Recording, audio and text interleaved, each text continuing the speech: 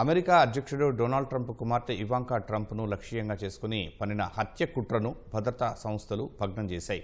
2020లో America జరిపిన drone దాడిలో మరణించిన ఇరాన్ సైనిక కమాండర్ ఖాసిం సులేమానీ మృతికి ప్రతీకారంగా ఓ ఉగ్రవాది ఈ ఘాతకానికి వ్యూహం పన్నినట్టు గుర్తించాయి.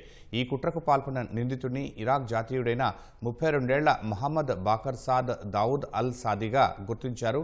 ఇరాన్ నిఘా వర్గాలతో కతైబ్ హెజ్బొల్లా ఉగ్రవాద సంస్థతో సంబంధాలు ఉన్న ఈ నిందితుడిని ఇటీవల తుర్కియాలో అరెస్టు చేశారు. తదుపరి విచారణ నిమిత్తం అమెరికాకు అప్పగించారు.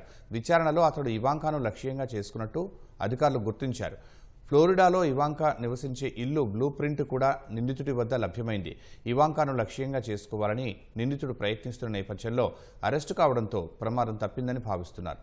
ఇరాన్ సైనిక కమాండర్ ఖాసిం సులేమానీ మృతికి ప్రతీకారం తీసుకుంటానని నిందితుడు అల్ సాదీ గతంలో సామాజిక మాధ్యమాల్లో హెచ్చరికలు చేశాడు.